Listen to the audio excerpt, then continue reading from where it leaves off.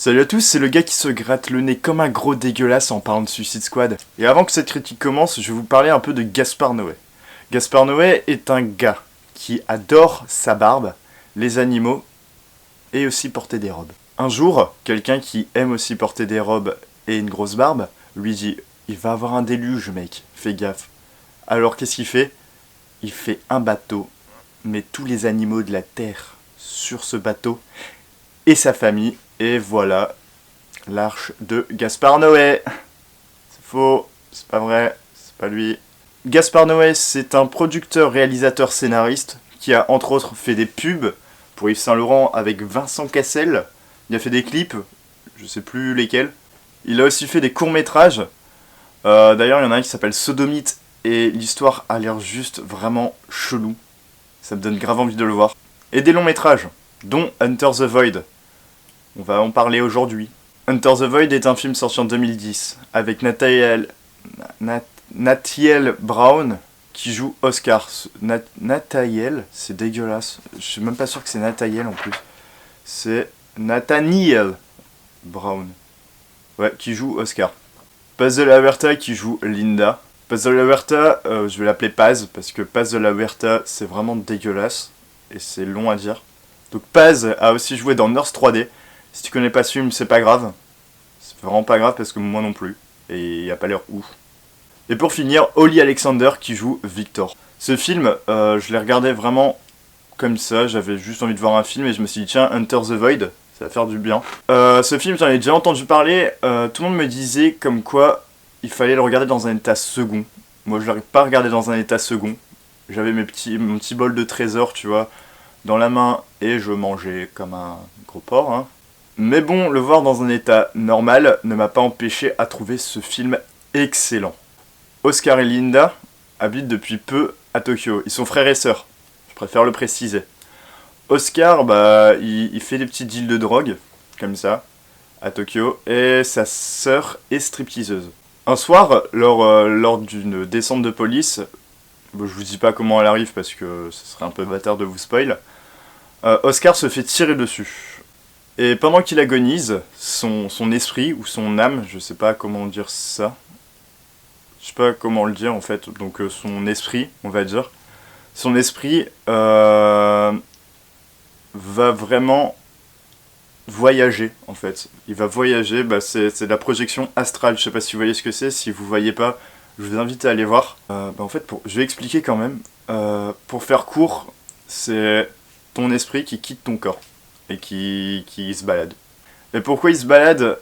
Parce qu'en fait, quand ils étaient petits, Linda et Oscar s'étaient fait une promesse de ne jamais se quitter, même s'ils mouraient. Alors ce film se découpe en 3 parties, le passé, le présent et le futur. Le passé, c'est vraiment avant la descente. Le futur, c'est après la Le futur, c'est après la descente. Et le présent, c'est pendant la descente.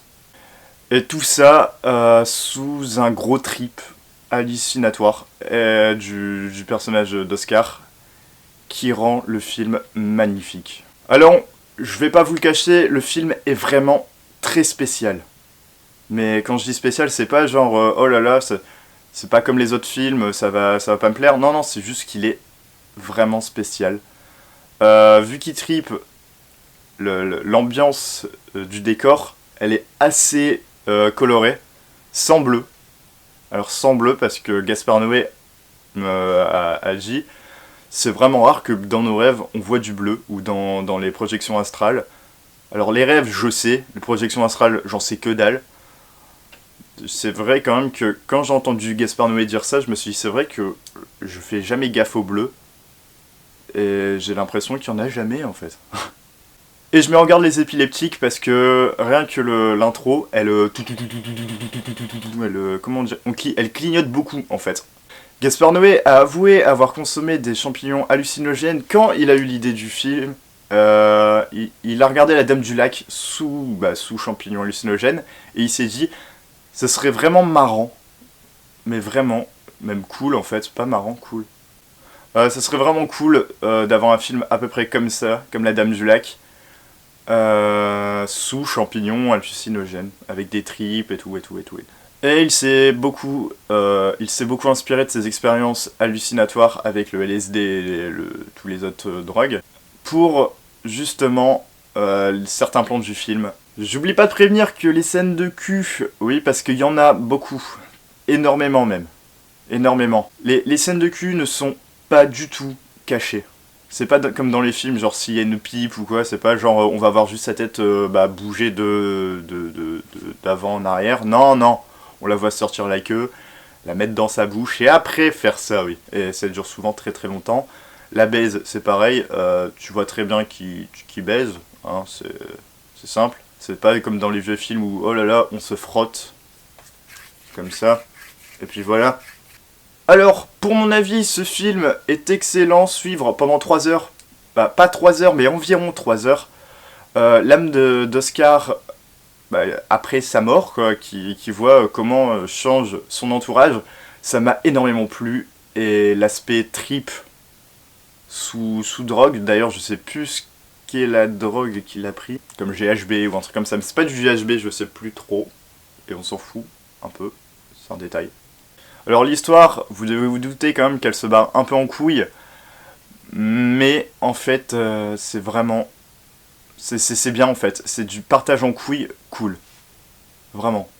Et dire couille et cool dans la même phrase très rapprochée, c'est hyper dur. Pourquoi je dis ça? Parce qu'en fait il va au bout de son délire, et ça c'est très rare dans les films. Même Deadpool, j'avoue que je lui reproche de ne pas avoir été assez loin dans son délire. Et pourquoi je parle de Deadpool? Je sais pas. Pour vous dire à quel point le film je l'ai trouvé très cool, c'est que en fait, les longs moments où il n'y a pas de dialogue, ça m'énerve, mais à un point, et j'aime très rarement. J'aime très rarement ce genre de moment. Et là, en fait, il y en a eu un. Et j'étais hypnotisé par l'écran, je pouvais pas quitter l'écran des yeux. Vraiment, ça a été... ça m'arrive très rarement. Et quand ça m'arrive, je me dis quand même que le film est cool. Donc voilà pour ce film, profitez-en, il est sur Netflix en HD. Ça vaut vraiment le coup de le voir, profitez un max. Alors pour cette première critique positive, je t'invite à l'aimer, à la partager, parce que les critiques positives, il n'y en a pas eu pour l'instant sur la chaîne. Tu t'abonnes pour une autre critique positive, parce que oui, je sais quel film je vais faire après. Sur quelle critique de film je vais faire après. Donc voilà, je vous fais des bisous et je vous dis à la prochaine.